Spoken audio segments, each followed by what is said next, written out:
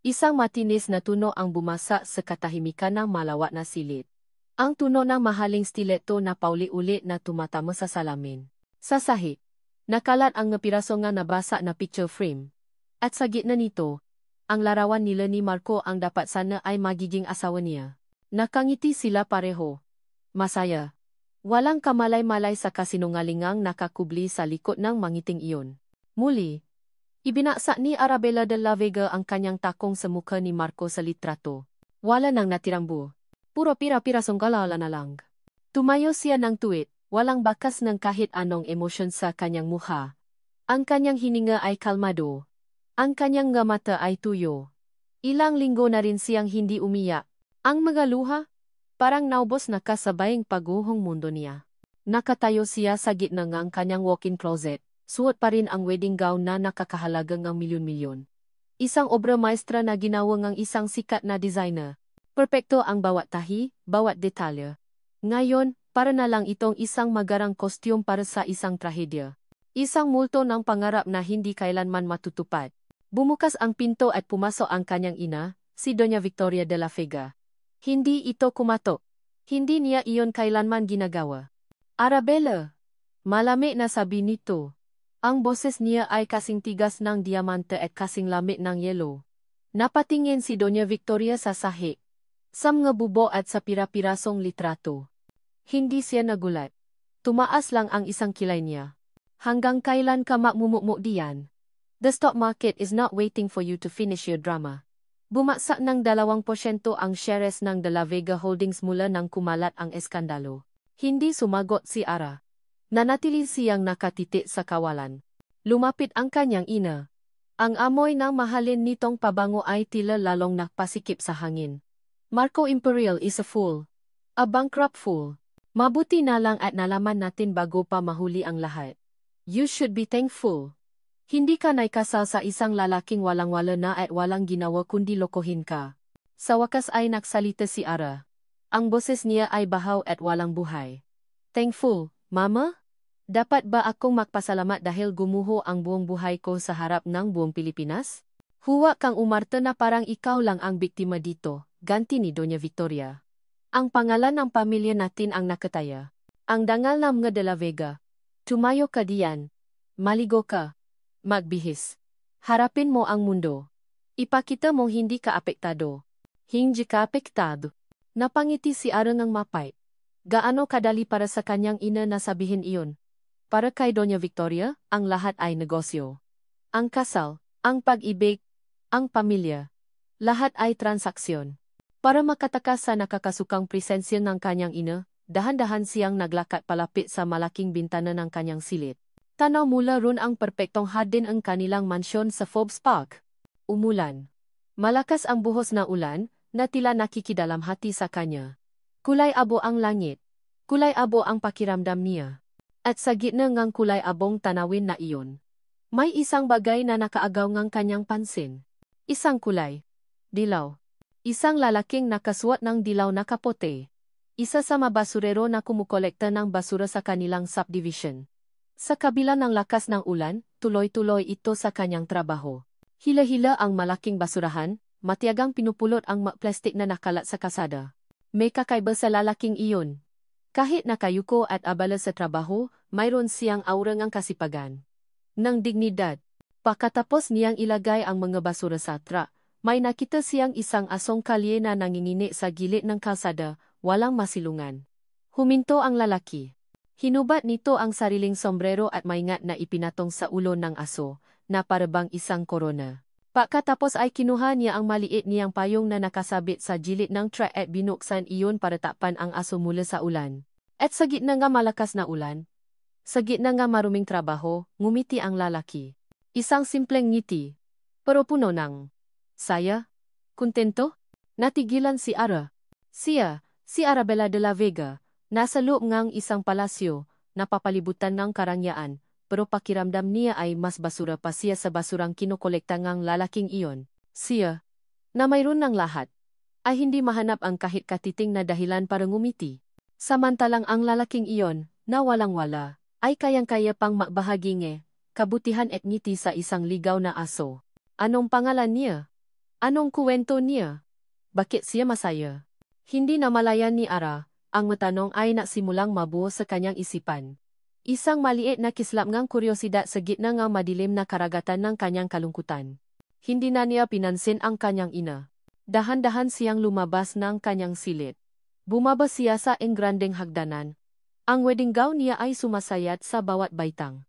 Ang nga katulong na nakakita sa kanya ay nagulat, napahinto sa kanilang nga ginagawa. Ito ang unang beses sa loob ng maraming linggo na lumabas siya ng kanyang kwarto. Hindi niya pinansin ang kanilang mga tingin. Natuloy siya sa sala at tumayo sa harap ng malaking bintana sa unang palapa. Para mas makita niya ng malinaw. Nandun pa rin ang lalaki, malapit nang umalis ang truck ng basura.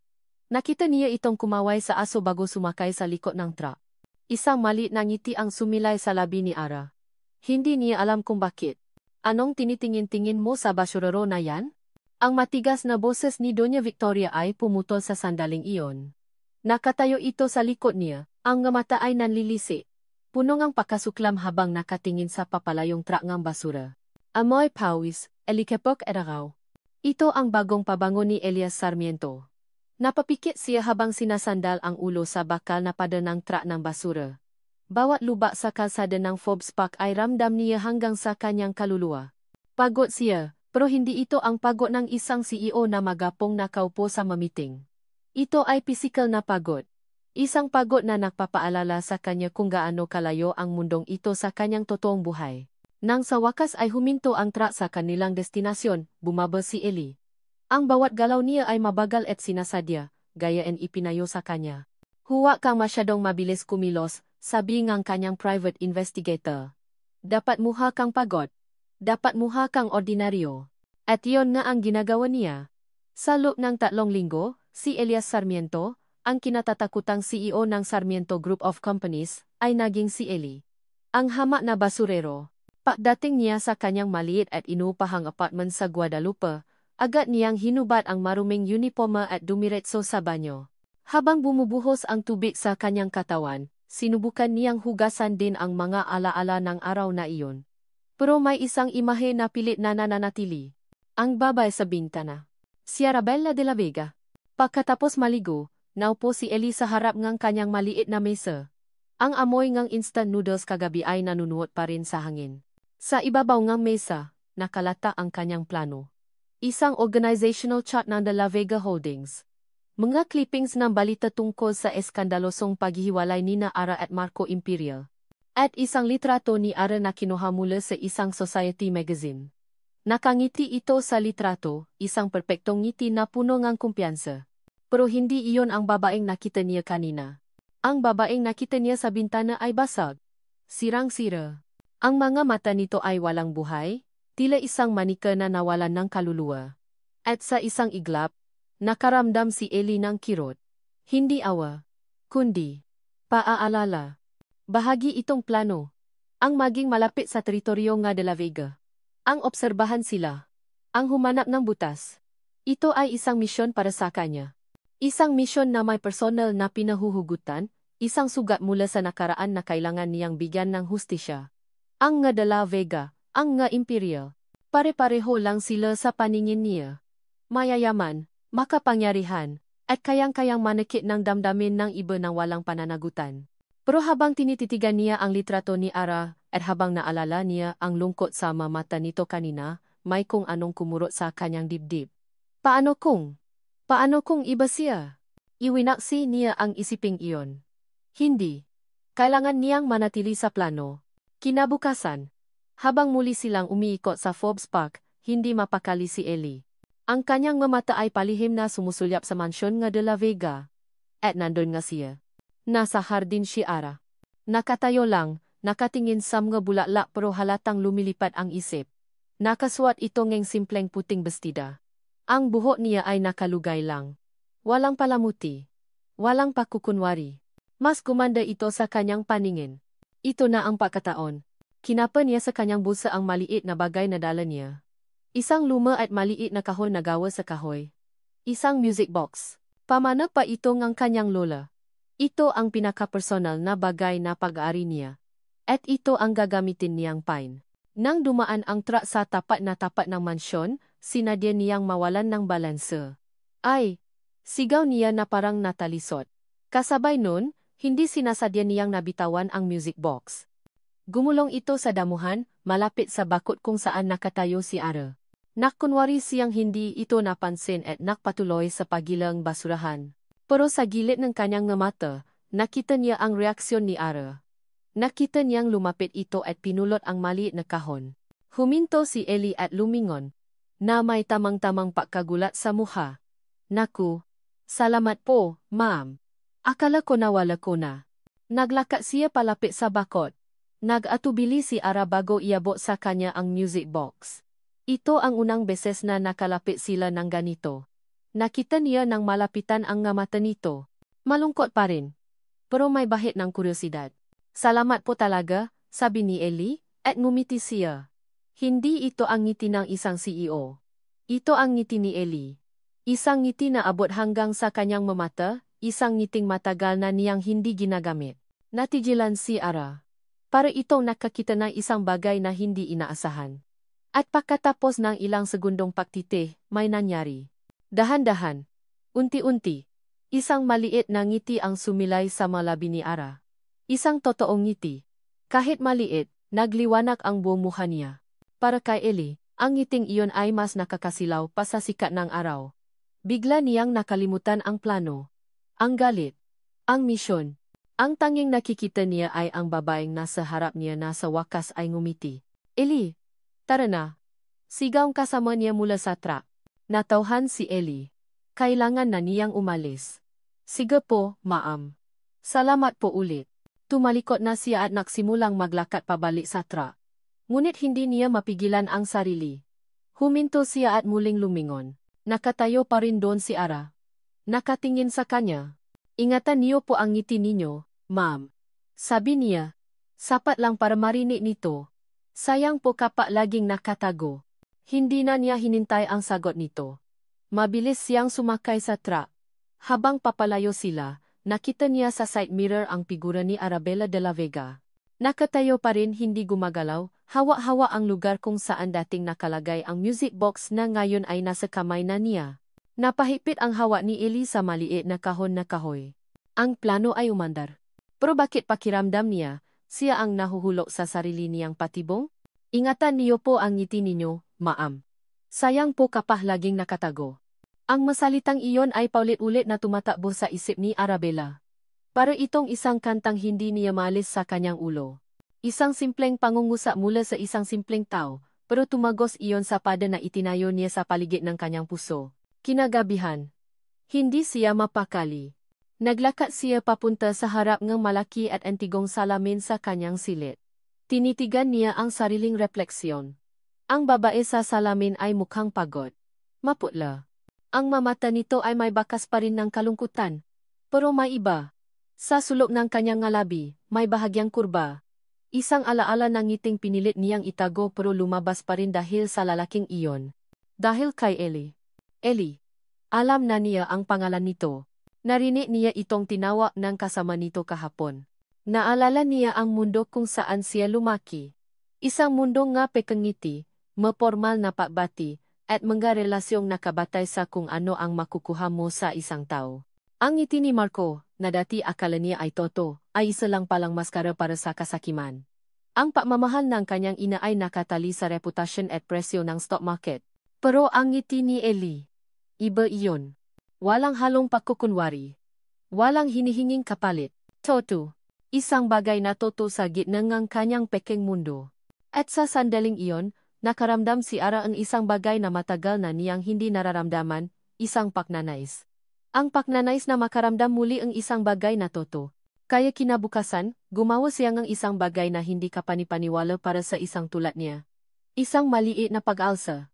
Bumangon siya ng maga, hindi na hinintay ang katulong na magdala ng kanyang almusal. Dumiretso siya sa kusina. Ang mga kasambahay na naroon ay natigilan, napahinto sa kani-kanilang ginagawa, at napatingin sa kanya na may halong pagtataka at pag-alala. Ma'am Ara? Naalangang tanong ni Manang Fe, ang kanilang mayordomo na halos kasabayan ng kanyang ina sa mansyon. May kailangan po ba kayo? Ipagahanda ko po kayo. Ngumiti si Ara. Huwag na po. Manang. Ako na po. Lalong nanlaki ang mata ni Manang Fe. Si Arabella de la Vega, na hindi pa nakakahawa ng kaldero sa buong buhay niya, ay nasa kusina. Hindi pinansin ni Ara ang kanilang matingin. Nahanap siya ng kapa. Napakulo siya ng tubig. Medyo natagalan siya sa pahanap ng gamit, at medyo natapunan pa siya ng mainit na tubig, pero sa huli, nagawa niya. Nakapagtimpla siya ng isang termos ng mainit na kapeng barako. Ma'am, para saan po yan? Usisa ni Manang Fe. Hindi na napigilan ang sarili. May ibibigay lang po ako, sagot ni Ara. Ang puso niya ay biglang kumaboh ng malakas. Dala-dala ang termos at dalawang paper chop, lumabas si Ara sa hardin. Hinintay niya ang pamilyar na tunog ng truck ng basura. Nang marinig niya ito papalapit, huminga siya ng malalim. Nakatayo siya roon, ang anak ng isa sa pinakamayamang pamilya sa Pilipinas, naghihintay na parang isang teenager na kinikili. Nakaramdam siya ng hiya, pero mas nangingibabaw ang tapang. Nang huminto ang truck sa tapat ng kanilang bahay, nakita niya si Ellie. Nakita rin siya nito.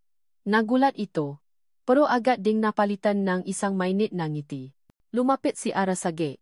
Ellie, tawag niya. Ito ang unang pagkakataon na binikas niya ang pangalan nito. Lumapit si Ellie, nagtataka. Maamara? Hindi na naksalita si Ara. Inabot niya ang termos at isang tasa. Kapa, sabi niya. Na para bang iyon na ang pinakamahusay na paliwanag. Tinitigan ni Ellie ang termos, pagkatapos ay tumingin sa kanya. Ang kanyang mata ay puno ng hindi may paliwanag na emosyon. Dahan-dahan niyang kinuha ito. Salamat ma'am. Hindi na po kayo dapat nagabala. Okay lang, sabi ni Ara. Naramdaman niyang namumula ang kanyang pisngi. Naksalin si Ellie ng kape sa dalawang tasa. Inabot niya ang isa kay Ara. Nagulat si Ara pero tinanggap niya ito. At doon sila, sa pagitan ng baka na gate ng isang mansyon, ang isang hiredera at isang basurero, sabay na umiinom ng kape. Alam niyo, ma'am, sabi ni Ellie, may kuwento tungkol sa dalawang magkaibigang langgam. Naglalakad sila sa kalsada nang biglang may dumaan na elepante. Sabi ng isang langgam sa kasama niya, "Pre, takbo, baka apakan tayo."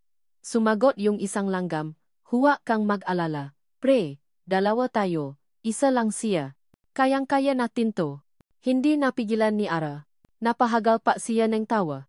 Isang malakas at masayang tawa na nanggaling sa kaibuturan ng kanyang puso. Matagal na siyang hindi tumatawa ng ganon. Ang tunog niyon ay parang musika sa kanyang sariling pandinig. Nakangiti lang si Ellie habang pinapanot siyang tumawa. Ayan. Mas bagay po sa inyo yan. Ang kanilang sandali ay naputong ang sigaw mula sa truck. Tapos na sila. Salamat sa kape, Ma'am Ara, sabi ni Ellie at ibinalik ang tasa. Salamat sa kuwento, sagot ni Ara. Ang ngiti ay hindi pa rin nawawala sa kanyang malabi. Pinanot niya ang pag-alis ni Ellie at ng truck. Nanatili siyang nakatayo roon, hawa ang tasa, hanggang sa mawala na ito sa paningin. Naramdaman niya ang init ng kape. Ang init ng araw. Ang init sa kanyang dibdib. Isang bagong pakiramdam. Pag-asa. Pero hindi niya alam. Mula sa balkonahe ng master's bedroom sa ikalawang palapa, may isang pares-ing mamatang matalim na nakamasit sa lahat. Hawa ni Doña Victoria ang kanyang cellphone. Sa screen, isang litrato. Ang litrato ang kanyang anak na masayang nakikipagtawanan sa isang basurero. Dahan-dahan niyang ibinaba ang telepono. Ang kanyang madaliri ay nanginginig sa galit. Ang kanyang muha ay walang emosyon, pero ang kanyang mata ay nag-apoy. Hindi maari, bulong niya sa hangin. Hindi ko ito papayagan. Para siyang mananakaw. Ito ang nararamdaman ni Elias Sarmiento sa tuwing maalala niya ang tawa ni Ara. Bawat ngiti na ibinibigay sa kanya ni Ara ay parang isang hiyas na ninakaw niya sa ilalim ng pakukunwari. Habang namamaneho siya pauwi mula sa trabaho, ang totoong trabaho niya bilang CEO, hindi ang pagiging basurero, bumabalik sa isip niya ang eksena sa harap ng gate. Ang paraan ng patawa nito, malaya at walang halong pag-ingat. At ang kasalanan ay parang isang matalim na kutsilyo na tumutusok sa kanyang dibdib. Ang plano niya ay simple lang. Magmasid, mangalap ng impormasyon, at patunayan sa sarili niya na ang mga mayayamang tulad ng De la Vega ay walang puso. Pero hindi kasama sa plano ang makaramdam ng ganito. Hindi kasama sa plano ang magustuhan ang tunog ng tawa ng kanyang target. Hindi kasama sa plano ang masaktan sa tuwing nakikita niya ang lungkot sa mata nito. At lalong hindi kasama sa plano ang pagnanais na makita itong muli. Hindi bilang bahagi ng misyon, kundi dahil gusto niya. Dahil hinahanap-hanap niya. Kinabukasan, dala-dala pa rin ang bigat sa kanyang dibdib, nag-isip siya ng dahilan. Kailangan niya ng dahilan para makausap itong muli. At nakita niya ito sa ibabaw ng kanyang mesa. Ang termos. Kaya kinagabihan, pagkatapos ng kanyang shift bilang basurero, hindi siya umuwi. Naglakad siya pabalik sa mansyon ng De La Vega. Gabi na, at tahimik ang kalye. Dala niya ang termos na hinugasan niyang mabuti. Nag-doorbell siya sa gate na makatulong. Si Manang Fe ang lumabas. Sino po sila? Tanong nito. Ako po si Ellie. Isasauli ko lang po itong termos ni Mamara. Sabi niya. Sabi abot ng termos. Kinuha ito ni Manang Fe, tinitiknan siya mula ulo hanggang paa. Sige, ako na ang magbibigay. Akmang tatalikot na si Ellie nang marinig niya ang isang boses. Manang, sino yan? Si Ara. Papalapit ito. Ma'am, si Ellie po. Isinasauli ang termos ninyo. Lumapit si Ara sa gate. Salamat. Sabi nito sa kanya. Ang boses ay mahina. Walang anuman po, sagot ni Ellie. Natahimik sila pareho. Tanging ang tunog ng kulile ang maririnig. Gusto ko lang din sanang mag-imbita. Kung okay lang po sa inyo. Nakita niya ang pagtataka sa mukha ni Ara. Mag-imbita? May paborito po kasi akong lugar dito lang sa malapit. Isang lugar na tahimik. Gusto ko lang sanang ipakita sa inyo. Para makalanghap naman kayo ng ibang hangin. Naalinlangan si Ara. Tumingin ito sa mansyon sa likod niya. Na parabang isang magarang kulungan. Pagkatapos ay tumingin itong muli sa kanya. Samgamata ni Ellie. At doon, nakita niya ang isang bagay na hindi pa niya nakikita sa iba. Sinseridad. Sige, sagot nito. Kailan? Kinabukasan ng hapon. Bago dumilim. Iyon ang usapan nila. Kinabukasan. Nag-abang si Ellie sa napausapan nilang takpuan. Isang kanto ilang blok mula sa mansyon. Hindi siya sigurado kung darating ba ito, pero pakaraan ng ilang minuto, natanaw niya ang isang babaeng naglalakad. Napatangga si Ellie. Suot nito ay simpleng maong na pantalon at puting t-shirt. Ang buhok niya ay nakatali lang sa isang simpleng ponytail. Sa unang pagkakataon, hindi niya nakita si Arabella de la Vega, ang heredera. Ang nakita niya ay si Ara lang. At mas maganda ito ng 100 beses. Pasensya na, ngayon lang ako nakatakas, sabi ni Ara, medyo hinihingal. Ngumiti ito. Isang ngiting sikreto at puno ng excitement. Walang problema. Tara. Sabi ni Ellie. At sinimulan niya itong gabayan. Dinala niya si Ara sa isang luma at halos nakalimutan ng tulay na para sa mga pedestrian lang. Sa ilalim nito ay isang maliit na ilog. Tanaw mula roon ang mga gusalinang. Makati sa malayo, pero ang lugar mismo ay payapa. Ito ang kanyang sikretong paraiso. Sumandal sila sa barandilya ng tulay, makatabi. Bakit dito? Tanong ni Ara. Dito ako pumupunta kapag pakiramdam ko ay nilalamon na ako en mundo, sagot ni Ellie. Dito, pakiramdam ko, malaya ako. Tumingin siya kay Ara. Gaya mo ngayon. Ngumiti si Ara. Paano mo nalaman? Alata sa swot mo, biro ni Ellie. Nakwentuhan sila. Kinuwento ni Ellie ang isang bersyon ng kanyang buhay. Isang pamilya sa probinsya. Isang ama na magsasaka. Isang ina na may maliit na karindaya. Magkapatid na tinulungan niyang makapagtapos. Ang madetalya ay kasinungalingan, pero ang emosyon sa likod nun ang pagmamahal sa pamilya, ang hirap mong buhay, ang pangarap ay totoo. Galing iyon sa puso niya. At si Ara, sa unang pagkakataon, ay nakuwento rin. Hindi tungkol sa eskandalo, kundi tungkol sa kalungkutan. Alam mo ba kung ano ang pinakamahirap sa pagiging mayaman? Sabi niya. Ang tingin ay nasa malayo. Ang hirap malaman kung sino ang totoo. Kung sino ang nakikipagkaibigan sa iyo dahil sa kung sino ka. At kung sino ang nandiyan lang dahil sa pangalan mo. Minsan, pakiramdam ko, hindi ako isang tao. Isa akong produkto. Isang aset ng kumpanya. Habang papalubo ang araw at nagiging kulay kahel at lila ang langit, naramdaman ni Ellie ang bigat ng magasalita ni Ara. Ang lahat ng galit at paghihinala niya sa mga mayayaman ay unti-unting natutunaw. Sa harap niya ay hindi isang aset. Isang babaeng nasasaktan. Hindi niya napigilan ang sarili. Dahan-dahan niyang inangat ang kanyang kamay at hinawi ang ilang hiblangeng buhok na tumatabing sa mukha ni Ara. Natigilan si Ara. Tumingin ito sa kanya. Ang mata ay nagtatanong. Sa ilalim ngang nagaagaw na dilim at liwanag, sa kanilang sikretong paraiso, dahan-dahang inilapit ni Ellie ang kanyang muha. At sa isang saglit na punong hindi masabing emosyon, idinampi niya ang kanyang ngalabi sa pisngi ni Ara. Isang halik. Magaan. Magalang. Pero puno ng kahulugan. Napapikit si Ara. Nang dumilat siyang muli, ang mundo sa paligid nila ay tila naglaho. Oras na para ihatid siya pabalik. Naglakad sila pabalik ng walang imikan, pero ang katahimikan ay hindi awkward. Puno ito ng salitang hindi kailangang bikasin. Nang malapit na sila sa kanto kung saan sila nakita, huminto si Ara. Salamat, Ellie. Para ngayong hapon. Walang anuman, Ara. Ito ang unang beses na tinawa niya ito sa pangalan nito. Walang maam. Ngumiti sila sa isa-isa. Amang tatalikod na si Ara nang biglang mag-vibrate ang cellphone sa bulsa ni Ellie. Automatiko niya itong kinuha. Sa screen. Isang text message mula sa kanyang pinakakatiwalaang assistant. Isang mensaheng mapapaguho sa paraisong katatapuan lang nila. Marco Imperial, spotted at SGC Tower. Nanigas si Elias Sarmiento sa kanyang kinatatayuan. Ang init ng halik sa kanyang labi ay biglang napalitan ng lamig ng yelo. Ang totoong mundo ay kumakato na. At malapit na nitong wasakin ang lahat. Kinabukasan, ibang Arabella de la Vega ang gumising. Hindi na ang babaeng basak at walang buhay. May liwanag sa kanyang mata, isang sikretong ngiti na hindi maalis sa kanyang ngalabi. Habang siya ay nagsusukli sa harap ng salamin, hindi niya maiwasang hawakan ang kanyang pisngi. Ang alaala ng halik ni Ellie ay tila nakatata pa rin doon.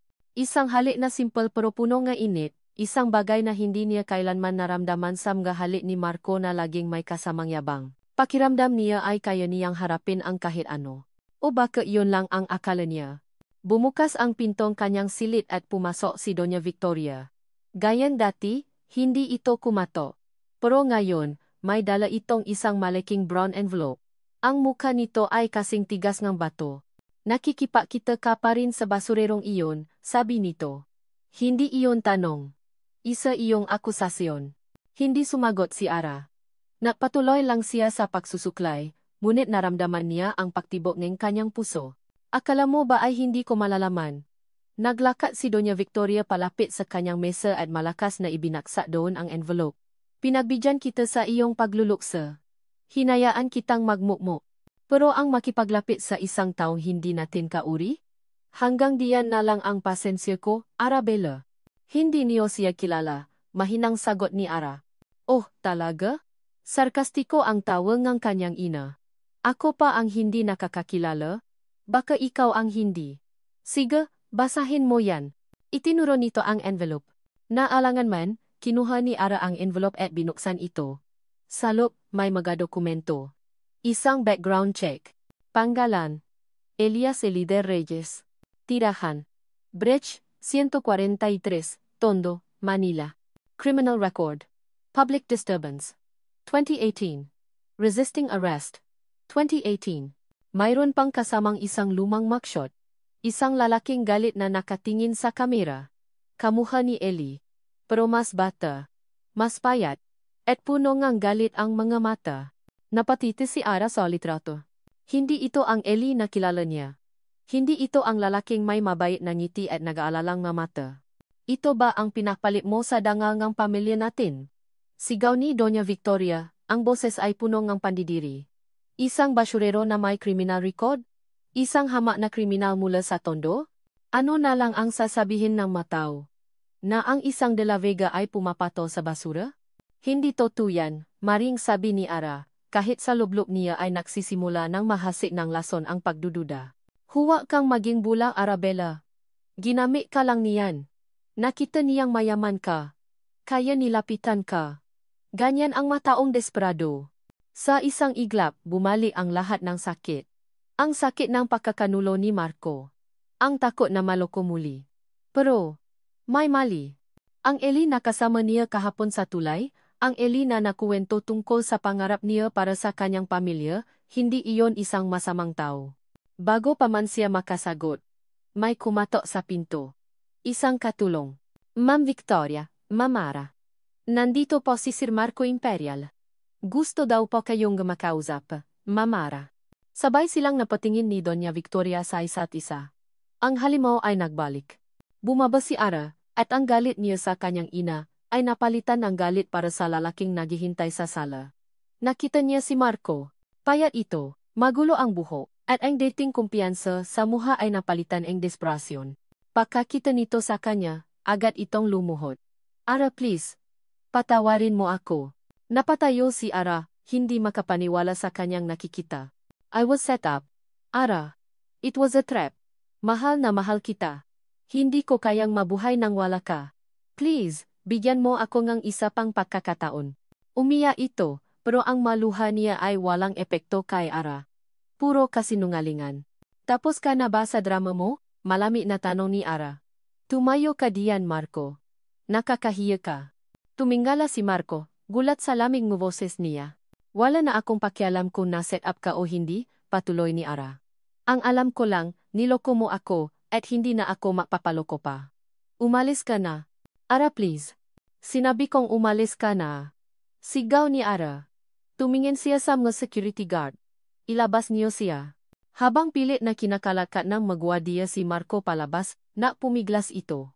Ang desperasyon sa mukha niya ay napalitan ng purong galit. Ganito na lang ba? Ara? Itatapon mo na lang ako na parang basura? Hindi sumagot si Ara. Tumalikod siya. At doon binitiwan ni Marco ang kanyang lason. Mag-ingat ka, Ara. Sigaw niya. Ang boses ay umaalingaw-ngaw sa buong mansyon. Baka ang pinakakatiwalaan mo ngayon ay mas malala pa sa akin. Uminto si Ara sa paglakad. Tanungin mo yang basurero mo kung anong ginagawa niya sa Sarmiento Group of Companies. Napalingon si Ara. Ang kanyang puso ay biglang tumigil sa pagtibok. Sarmiento Group of Companies. SGC.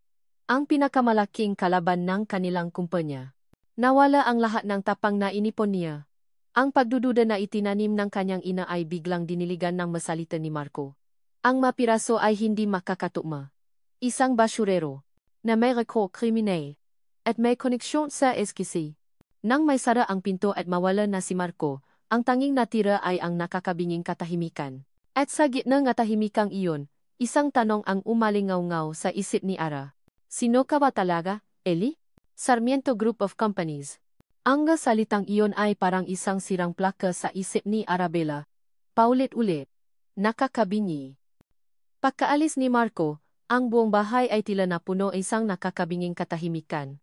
Ngunit sa loob ni Ara, isang bagyo ang namumuo. Ang nga piraso ang puzzle ay nakalat sa kanyang harapan, ngunit wala ni isa man ang makakatugma. Isang basurero. Isang criminal record. Isang pangalan ng kumpanyang kalaban nila. Huwag mong pakinggan ang lalaking iyon, sabi ni Doña Victoria, sinusubukang bawiin ang kontrol. Desperado lang siyang manira ng iba.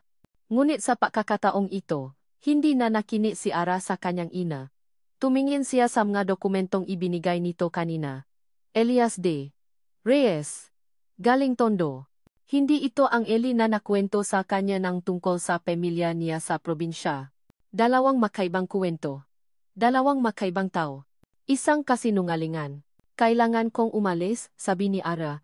Ang boses ay kalmado sa isang paraan na nakakatakot. Saan ka pupunta? May kailangan lang akong malaman? Sagot ni Ara. At kinuha niya ang susi ng kanyang kotse. Hindi niya alam kung saan siya pupunta. Ang alam niya lang, kailangan niyang makatakas. Kailangan niyang mag-isip. Habang namamaneho siya ng walang direksyon sa ilalim ng makulimlim na langit, ang nga salita ni Marco ay bumalik. Tanungin mo yang basurero mo kung anong ginagawa niya sa Sarmiento Group of Companies. Isang ideya ang nabuo sa kanyang isip. Isang ideya na nakatakot, pero kailangan niyang gawin. Itinabi niya ang kotse at kinuha ang kanyang cellphone. Hinanap niya sa internet ang address ng main office ng SGC. Makati. Hindi kalayuan. Naumpisa siyang mamaneho muli, ngayon ay may destinasyon na. Ang kanyang makamay ay mahigpit na nakahawa sa manibela. Ang mabuto ay namumuti. Bawat metro na nilalakbay ang kotse ay parang isang hakbang palapit sa isang bangin. Hindi niya alam kung ano ang naghihintay sa kanya. Pero alam niyang pagkatapos nito, wala nang babalikan. Nang marating niya ang nagtataasang gusalieng SGC, ipinarada niya ang kanyang kotse sa kabilang kalye, sa isang lugar na hindi gaanong kapansin-pansin. Simulang bumuhos ang ulan, na tila nakikisabay sa kaguluhan sa kanyang dibdib. Pinatay niya ang makina at nanatili sa loob. Pinamamasdan ang entrance ng gusali. Ano ba ang ginagawa ko dito? Tanong niya sa sarili. Ano ang inaasahan kong makita? Si Ellie na nagwawalis sa labas? O nagbubuhat ng mga kahon? 1 oras. 2 oras. Wala. Nasisimula na siyang isipin na baka nga tama ang kanyang ina. Baka nasisiraan na siya ng bait.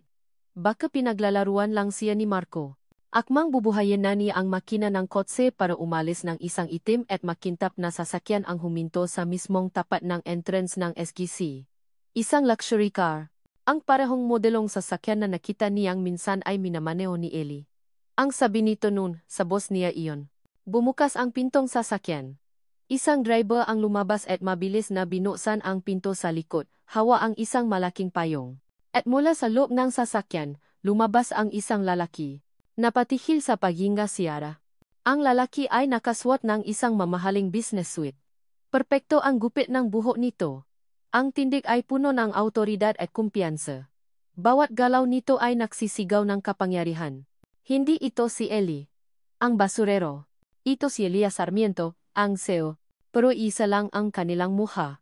Parang pinanot ni Ara ang lahat sa slow motion. Ang paglakad nito papasok sa gusali. Ang pagbati nga gwardiya. Ang pagyuko ng nga empleyadong nakakasalubong nito. Good morning, Mr. Sarmiento. Good morning, sir. Nawasak ang mundo ni Arabella. Ang bawat ngiti. Ang bawat salita. Ang bawat tawa. Ang halik sa tulay. Lahat ay kasinungalingan. Isang malaki at detalyadong panuloko. Mas masahol pa kay Marco. Dahil kay Marco, para at kapangyarihan ang habol. Pero si Ellie, si Elias, tinarget niya ang puso ni Ara. Ang kaluluwa niya. At nakuha niya ito. Hindi niya namalayan, tumutulo na pala ang kanyang maluha. Pero hindi ito maluha ng lungkot. Ito ay maluha ng matinding galit at pagkaput. Naramdaman niyang muli siyang ginawang tanga. Ang pinakatiwalaan niya, ang taong nakbalik ng kanyang ngiti, ay siring wawasa sa kanya ng higit pa sa inaakala niyang posible. Sa isang iglap, habang papaliko na ito sa loob ng lobby, tumingin si Elias sa direksyon niya. Tila may naramdaman ito, at ang kanilang mamata ay natakpo sa gitna ng salamin ng gusali at ng windshield na puno ng patak ng ulan. Nakita niya ang pagkagulat sa mukha nito. Ang pagkabigla. Ang realisasyon. Nakita ni Elias si Ara. At nakita ni Ara ang totoong mukha ng lalaking nanloko sa kanya. Hindi na niya hinintay pa. Ang kanyang mukha ay naging blanco. Walang luha, walang emosyon. Isang malami at basa na maskara. Binuhay niya ang makina ng kotse sa isang marahas na pagpihit. Ara! Narinig niya ang sigaw nito, kahit sa loob ng kotse, kahit sa gitna ng malakas na ulan, isang sigaw na puno ng pagkataranta. Pero para kay Ara, ang sigaw na iyon ay isa lang ingay. Walang kahulugan. Walang kwenta. Inatras niya ang sasakyan ng walang pag-ingat. Ang magulong ay gumawa ng isang matinis na tunog sa basang kalsada. Hindi na siya lumingon pa. Sa kanyang rearview mirror, nakita niya ang figura ni Elias Sarmiento na tumatakbo palabas ng gusali, hindi alintana ang ulan na bumubuhos sa kanyang mamahaling suit. Tumatakbo ito papunta sa kanya. Pero huli na ang lahat. Tinapakan niya ang silinyador at humarurot palayo. Palayo sa gusali. Palayo sa lalaking iyon. Palayo sa isa na namang kasinungalingan na muntik nang pumatay sa kanya. Habang nakmamaneho siya, ang blankong ekspresyon sa kanyang mukha ay unti-unting gumuho. Ang lamig ay napalitan ng panginginig. Napahawa siya ng mahigpit sa manibela para pigilan ang panginginig ng kanyang makamay. Ang basurero. Ang kriminal. Ang CEO. 3 tao sa isang katauhan. Sino sa kanila ang totoo? O baka lahat sila ay peka? Naalala niya ang bawat sandali. Ang pakpulot niya sa music box. Ang kape na ibinigay niya. Ang kuwentuhan sa tulay. Ang halik. Bawat alaala ay parang isang matulis na bubo na tumutusok sa kanyang puso. Ang bawat sandali na akala niya ay totoo ay isa lang palang eksena sa isang masalimuot na dula na si Elias Sarmiento ang direktor. At siya, Siya ang tangang bida. Ang kawawang bida na hindi alam na ginagamit lang siya. Para saan? Ano ang gusto niya? Ang kumpanya? Ang pangalan ng Nga de la Vega? O gusto lang nitong patunayan na kaya niyang lokohin ang isang babaeng kagagaling lang sa isang matinding kabiguan? Ang sakit ay dumobla. 1,000 beses na mas masakit kaysa sa ginawa ni Marcho. Dahil binuksan niya ang kanyang puso kay Eli. Binigyan niya ito ng isang piraso ng kanyang sarili na akala niya ay hindi na niya may bibigay kanino man. At tinapakan lang nito iyon. Nakarating siya sa mansyong. Pumasok siya sa loop, basang-basa nga ulan at luha. Ang nakatulong ay napatingin sa kanya, pero walang nangahas magtanong. Dumiretso siya sa kanyang sili. Nakatayo sa may pinto si Doña Victoria. Nakita nito ang itsura niya. Ang basag na itsura. May isang sandaling ang paalala sa mamatang ang kanyang ina. Pero mabilis itong nawala. Napalitan ng isang malamig na ekspresyon ng tagumpay. Sinabi ko na sa'yo, Arabella, sabi nito sa mainang boses. Sa mundong ito, pamilya mo lang ang tunay na kakampi mo. Kami lang ang hindi kasasaktan. Hindi sumagot si Ara. Nilakpasan niya lang ang kanyang ina na parang hindi ito nakita. Pumasok siya sa kanyang silid at nilok ang pinto. Sumandal siya sa pinto, at ang lahat na lakas na natitira sa kanya ay biglang nawala. Napaupo siya sa sahig, ang likod ay nakasandal sa malamig na kahoy. Doon, sa dilim ng kanyang silid, sa wakas ay humagulhol siya. Isang hagulgol na puno galit. Napagsisisi. Ng pagkasuklam sa sarili. Paano siya naging ganito katanga? Paano siya nakpaloko ng 2 beses? Kinuha niya ang kanyang cellphone. Puno ito nga missed call at text messages. Lahat galing sa isang numero. Ara, please, let me explain. Hindi yan totoo. Meg-usap tayo. Ara, I'm sorry. Please, sagutin mo. Binasa niya ang nga mensahe ng walang emosyon. Pagkatapos, dahan-dahan niyang pinindot ang numero. Block. Ibinato niya ang cellphone sa kabilang dulo ng silid. Tapos na. Pinatay niya ang lahat ng ilaw. Humiga siya sa kama. Ipinikit niya ang kanyang nga mata, umaasang pagising niya. Isa lang itong masamang panaginip. Pero alam niya ang totoo. Ito ang kanyang bagong bangungot. At sa pagkakataong ito, wala nang Eli na magliligtas sa kanya. Dahil si Eli mismo ang bangungot. Nakatayo si Elias Sarmiento sa gitna ng ulan, basang-basa, habang ang tunog ng humaharurot na sasakyan ni Ara ay unti-unting naglalaho. Para siyang isang estatwa na biglang binuhusan ng nagyayelong tubig. Ang mundo niya ay gumuho sa isang iglap. Ang plano. Ang pakukunwari. Ang maingat na itinayong pada sa pagitan ni Eli, ang basurero, at Elias, ang CEO, ay gumuho sa isang kisap mata. At ang nakita niya sa mata ni Ara bago ito umalis. Iyon ang umasak sa kanya. Hindi galit. Hindi lungkot. Isang nakapangingilabot na kawalan. Ang parehong kawalan na nakita niya noong una niya itong masilayan sa bintana. Pero ngayon, alam niyang siya ang dahilan. Sir, tawag kanyang driver. Hawa ang payong. Pero huli na. Pumasok si Elias sa kanyang kotse. Ang mamahaling lider ng upuan ay nabasa ng ulan mula sa kanyang damit. Ang unang ginawa niya ay kunin ang kanyang cellphone. Dinial niya ang numero ni Ara. The subscriber cannot be reached. Muli. The subscriber cannot be reached. Muli. At muli. Not text siya. Ang kanyang madaliri, na sanay mautos sa isang buong korporasyon, ay nanginginig ngayon. Ara, please, let me explain. Hindi yan totoo. Mag-usap tayo. Ara, I'm sorry. Please, sagutin mo. Sen. Sen. Sen. Walang reply. Tinawagan niya ulit. Sa pagkakataong ito, iba na ang narinig niya. The number you have dialed is currently unavailable or has been blocked from receiving calls. Blocked. Napahampas siya ng malakas sa manibela. Damn it. Sigaw niya. Ang boses ay puno ng desperasyon. Hindi siya pwedeng sumuko. Minaneho niya ang kotse, lumabas sa distrito ng negosyo at pumasok sa tahimik na mga kalye ng Forbes Park. Huminto siya sa tapat ng gate ng mansyon ng Nga de la Vega. Bumaba siya. Sir Sarmiento, bating ang gwardiya. Halatang nagulat na makita ang CEO ng SGC sa kanilang gate. Kailangan kong makausap si Ma'am Ara, mariing sabi ni Elias. Nakatinginan ang dalawang gwardiya. Pasensya na po. Sir, sabi ngang isa. Pero mahigpit po ang utos ni Ma'am Ara. Bawal daw po kayong papasukin. Utos ni Ma'am Ara. Ang nasalitang iyon ay parang sampal. Ang kapangyarihan niya, ang pangalan niya, ang pera niya. Lahat ay walang sibi sa harap ng isang saradong gate at isang basa na puso.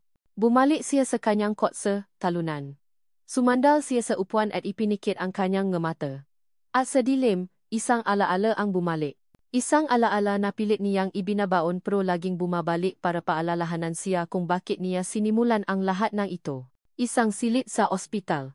Ang amoy nga antiseptic. Ang mahinang tunog ng maamakina. Nakahiga sa kama ang kanyang nakababatang kapatid na si Elena. Dati, ito ay puno ng buhay at tawa. Ngayon, anino na lang ang dati niyang sarili. Ang nga mata nito ay walang kislap, ang mga ngiti nito ay matagal nang nawala. Inabuso ito ngang isang lalaking mayaman. Isang kaibigan ni Marco Imperial. Pinaibig, ginamit, at pagkatapos ay iniwan na parang isang basahan ng malaman nitong nabuntis ito. Hindi kinaya ni Elena ang sakit at kahihiyan. Sinubukan niyang tapusin ang lahat. Nailigtas siya, pero ang kanyang isip at kaluluwa ay hindi na naisalba pa. Hawak ni Elias ang kamay ng kanyang kapatid. Malami. Makbabaya sila, Elena, bulong niya. Lahat sila. Ipapakita ko sa buong mundo kung gaano kabulo ang mundo nila. Ipapakita ko na sa likod ng kanilang pera at kapangyarihan, wala silang makmupuso. Nagdilat ng mamata si Elias. Ang sakit ng alaala ay kasing sariwa ng sakit na nararamdaman niya ngayon. Pero kasabay ng sakit ay ang isang nakakasukang realisasyon. Sinimulan niya ang lahat para sa kanyang kapatid. Para ipakita ang kasamaan ng mga taong tulad ni Marco. Pero ano ang ginawa niya? Nagsinungaling siya. Nanloko. Nanakit. Minanipula niya ang isang babaeng nasasaktan na. Ginamit niya ang kahinaan nito para sa sarili niyang misyon. At sa proseso, nasira niya ito lalo. Sa kagustuhan niyang ipakita na halimaw ang nga ito. Siya ang naging halimaw. Ang pagsisisi ay parang lason na kumalat sa kanyang buong sistema. Hindi lang dahil nahuli siya, kundi dahil sa kung ano siya naging. Naging kasuklam-suklam siya sa sarili niyang paningin. Pero tapos na ba ang lahat? Hahayaan na lang ba niyang manalo ang kasinungalingan? Hahayaan na lang ba niyang manatili si Ara sa paniniwalang isa lang siyang manloloko na walang ibang motibo kundi saktan siya? Hindi. May isang paraan pa. Isang desperadong paraan. Isang mapanganib na baraha na kung ilalabas niya ay maaring sumira sa lahat, hindi lang sa kanya, kundi pati na rin sa pamilya de la Vega. Pero ito na lang ang natitira niyang pag-asa. Ang pag-asang baka sa paglantad ng isang mas malaking kasinungalingan, pakinggan siya ni Ara. Kinuha niya ang kanyang cellphone. Sa pagkakataong ito, hindi si Ara ang tinawagan niya, kundi ang kanyang pinakakatiwalaang assistant. Gino, sabi niya, ang boses ay malamig at determinado. Nasaan ka? Nasa opisina pa po, sir. Good. May ipapagawa ako sa iyo. Ihanda mo ang lahat ng evidence sa laban kay Doña Victoria de la Vega. Yung recording. Yung magabang transfer sa private investigator. Lahat. Natahimik sa kabilang linya. Sir? Sigurado po ba kayo? Tumingin si Elias sa bintana, sa mansyon kung saan nakukulong ang babaeng sinaktan niya. Oras na para malaman ni Ara ang buong katotohanan. Ang katahimikan sa loob ng silid ni Arabella ay mas mabigat kaysa sa anumang ingay. Lumipas ang 2 araw. 2 araw na hindi siya lumabas ng kwarto. 2 araw na ang tanging pagkain niya ay ang kaunting tinapay at tubig na iniwan ng makatulong sa labas ng kanyang pinto. Ang kanyang mundo ay muling lumiit.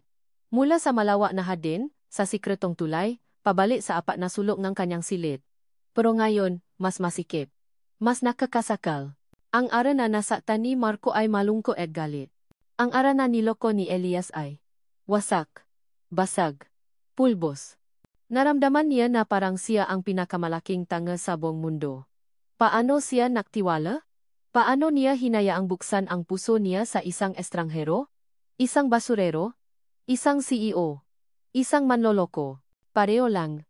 Sa 2 araw, bumukas ang kanyang pinto. Si Doña Victoria, dala ang isang tringang pagkain. Ito ang unang pagkakataon na personal itong pumasok mula noong gabing umuwi si Ara Nawasa. Anak, malumanay na sabi nito, isang tono na bihirang gamitin ang kanyang ina. Kailangan mong kumain. Hindi kumibo si Ara. Nakaupo lang siya sa gilid ng kama, nakatingin sa bintana, pero wala namang nakikita. Inilapak ni Doña Victoria ang tray sa mesa. Umupo ito sa tabi ni Ara. Alam kong masakit. Alam kong mahirap. Pero nandito ako. Nandito ang pamilya mo para sa iyo. Isang mapait na ngiti ang sumilay sa labi ni Ara. Pamilya. Nakita mo na anak. Patuloy ngang kanyang ina, hinahaplos ang kanyang buhok. Kami lang ng pamilya mo ang tunay na nakmamahal sa iyo. Sa mundo ng negosyo, sa mundo ng lalaki. Lahat sila ay may agenda. Lahat sila ay may kailangan. Si Marco, kailangan niya ang pera natin. Iyang si Elias Sarmiento. Kailangan niyang sirain tayo. Nakinig lang si Ara. Wala na siyang lakas para makipagtalo. Wala na siyang lakas para sa kahit ano. Baka nga tama ang kanyang ina. Baka sa mundong ito, wala ka talagang dapat pagkatiwalaan. Kaya kailangan mong bumangon, sabi ni Doang Victoria, hindi para sa kanila, kundi para sa sarili mo. Ipakita mo kay Elias Sarmiento na hindi niya kayang sirain ang isang De La Vega. Mamayang gabi, may dinner tayo kasama ang pamilya ni Mr. Tan. Ang anak niyang si Stephen, matagal nang may gusto sa iyo. Sa wakas ay tumingin si Ara sa kanyang ina.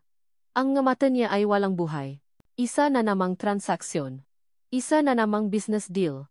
Ang kanyang basa na puso ay isa lang collateral damage. Tumango na lang siya. Para saan pa ang pagtanggi? Naligo si Ara. Nagbihis. Nagayos. Habang nakatingin sa salamin, isang estranghero ang nakita niya. Isang manika na perpekto ang ayos pero walang emosyon. Isang papet na handa nang gumana muli sa kanyang papel. Habang nagayos, kinuha niya ang kanyang tablet na matagal na niyang hindi binubuksan. Gusto niya lang ng distraction. Kahit ano. Binuksan niya ang kanyang email. Tamba ang email mula sa opisina, mga social media notification, mga online shopping promo. At sa gitna ng lahat ng iyon, isang email ang nakaagaw ng kanyang pansin. Mula ito sa isang email address na hindi pamilya. Isang kombinasyon lang ng maletra at numero. Pero ang subject line, ang katotohanan tungkol sa pagkanselang ng kasal mo. Kinilabutan si Ara. Ang unang pumasok sa isip niya ay si Marco. Baka isa na naman itong desperadong pagtatangka. Akma na niyang buburahin ito nang bigla siyang mag-alinlangan. Ano pa ba ang mawawala sa kanya? Nanginginig ang kanyang magadaliri nang itap niya ang email. Maikli lang ang laman nito. Miss De La Vega, alam kong hindi ka maniniwala sa akin, pero kailangan mong malaman ang totoo. Hindi ako ang kalaban. May mas malaki kang kalaban na mas malapit sa'yo. Panorin mo ito. At pagkatapos, ikaw na ang humusga. Sa ilalim ng text, may isang attachment. Isang video file. Pinindot niya ito. Nagsimula ang video. Itim lang ang screen, pero may boses. Isang audio recording. Ang unang boses ay hindi niya kilala. Isang lalaki. Ma'am Victoria, sigurado po ba kayo dito? Delikado po ito. Kapag nalaman ito ni Sir Marco, at pagkatapos ay nasalita ang pangalawang boses. Isang boses na kilalang kilala niya. Isang boses na dapat ay nagbibigay sa kanya ng kapanatagan. Pero ngayon ay nagdulot ng yelo sa kanyang mga ugat. Ang boses ng kanyang ina. Gawin mo na lang ang sinabi ko, utos ni Doña Victoria sa recording.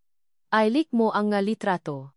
Siguraduhin mong masisira si Marco Imperial at ang pamilya niya. Siguraduhin mong abot ito sa media bago ang kasal.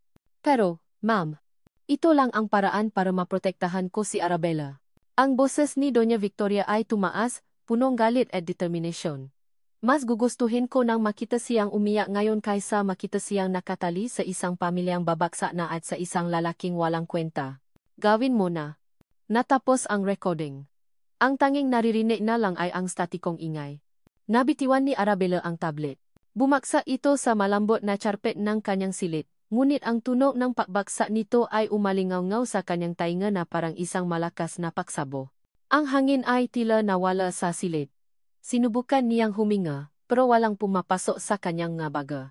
Ang kanyang puso, na akala niya ay hindi na kayang masaktan pa, ay biglang dinuro sa isang paraan na hindi niya kailanman inasahan.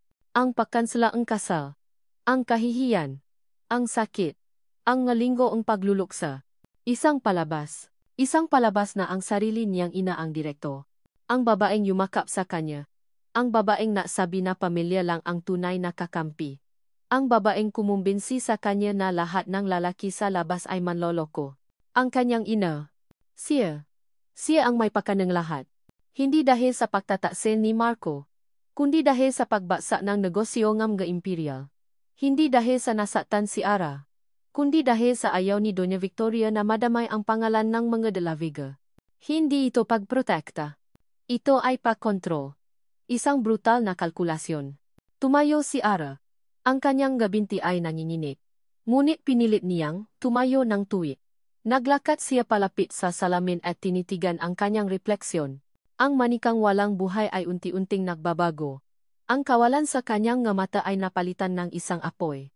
Isang apoy na hindi pa niya kailanman naramdaman. Isang apoy na kayang tumupo ng lahat. Ang kasinungalingan ni Elias Sarmiento ay masakit. Dinurot nito ang kanyang puso. Pero ang kasinungalingan ng kanyang ina. Dinurot nito ang kanyang buong pagkatao. Pinulot niya ang tablet mula sa sahe. Pinindot niya ang forward sa email at ipinadala ito sa kanyang sariling numero ng telepono. Pagkatapos ay binura niya ang orihinal na email, tinanggal sa trash, na parang walang nangyari. Naglakad siya papunta sa kanyang aparador. Hinubat niya ang damit na pinili ng kanyang ina para sa kanya. Nahanap siya ng damit na siya mismo ang pumili. Isang simpleng itim na bestida. Elegante. Ngunit matapang. Naglagay siya ng pulang lipstick. Isang kulay ng digmaan. Lumabas siya ang kanyang silid. Sa ibaba, naghihintay ang kanyang ina. Nakangiti. Anak, you look beautiful, sabi ni Doña Victoria. Handa ka na ba? Ngumiti si Ara pabalik.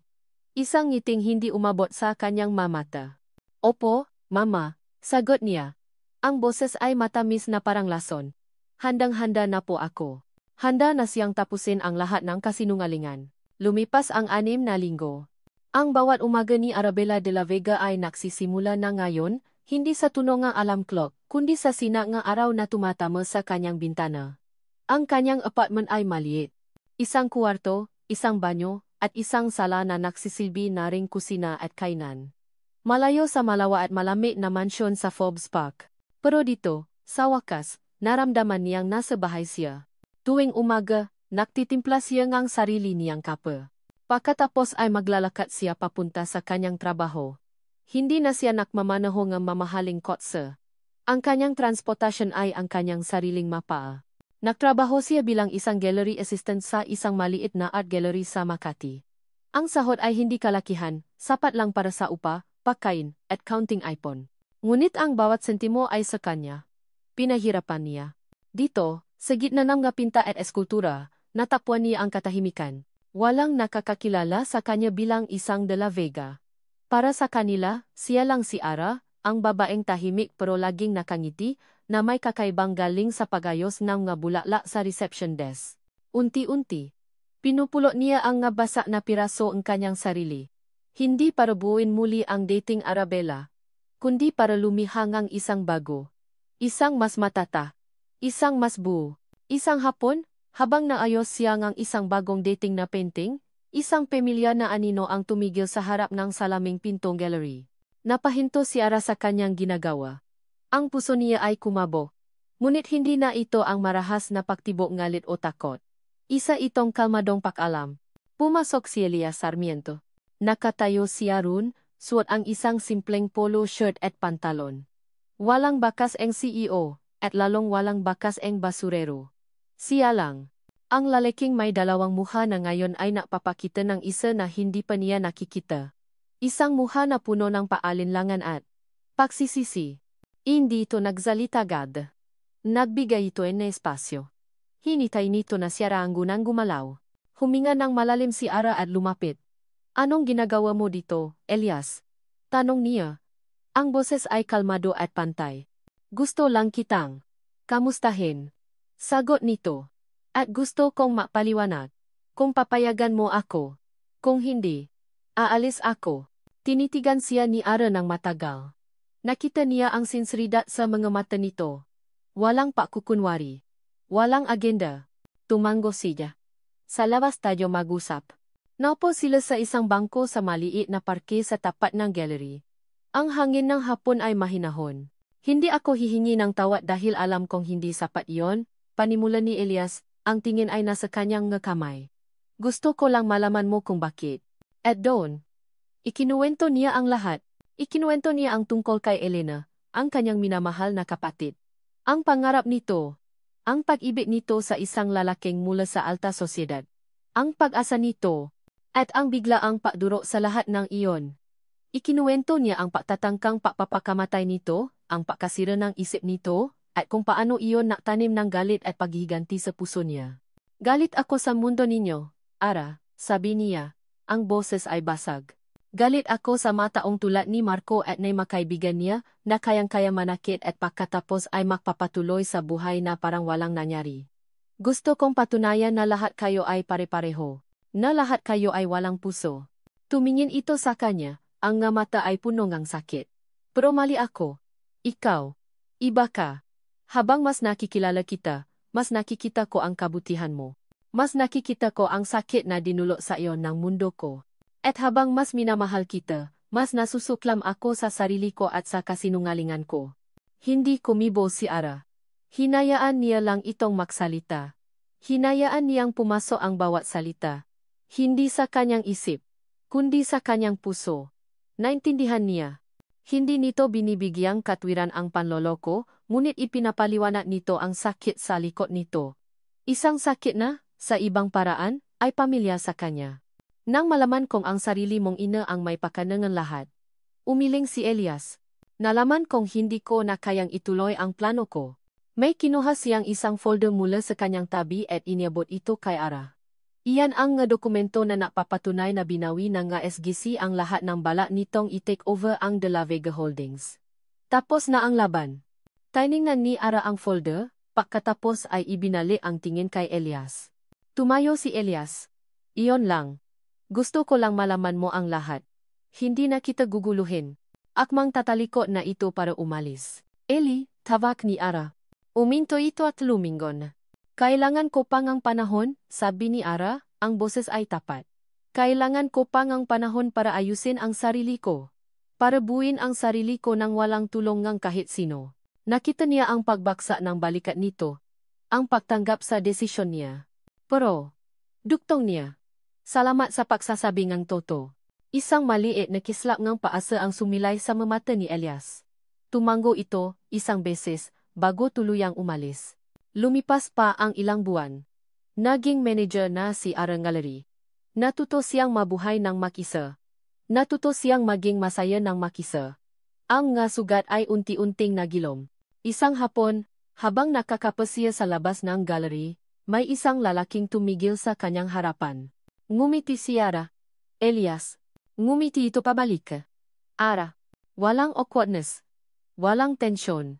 Tila ang panahon ay naging kaibigan nila. Hinilom ang nga sugat na hindi kayang hilumin ng mga salita. Tumayo si Ara at pumasok sa gallery.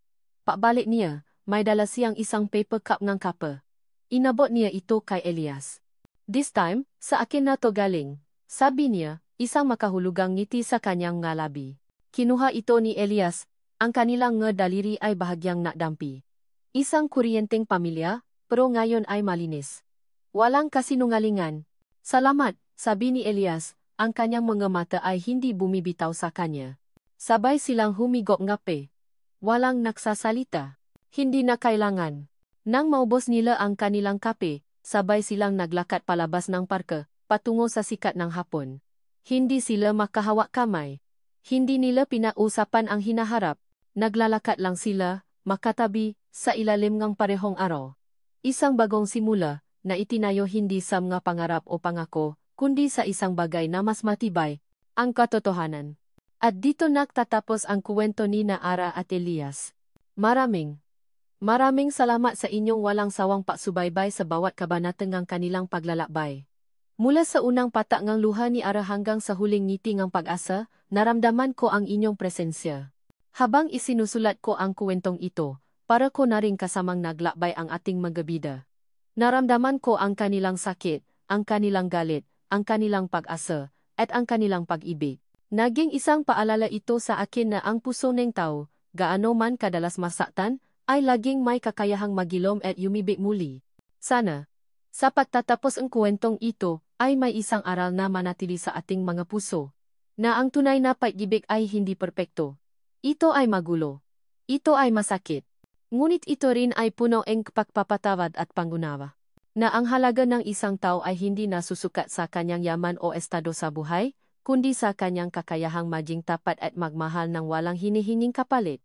At higit sa lahat, sana ay maalala natin na ang pinakamatamis na pag-ibig ay yaong nagsisimula pagkatapos ng sakit, dahil ito ang pag-ibig na sinubo ng panahon. Pinatatak ng katotohanan, at pinadyaman ng paasang laging may bagong simula. Ngayon, gusto ko namang marinig ang inyong kwento. Ano ang tumata sa inyo sa paglalakbay ni Ara at Elias? May iwan lang po ngang komento sa ibaba. Ang bawat salita mula sa inyo ay mahalaga. Muli, mula sa kaibuturan ng aking puso, maraming salamat. Hanggang sa susunod nating kwento.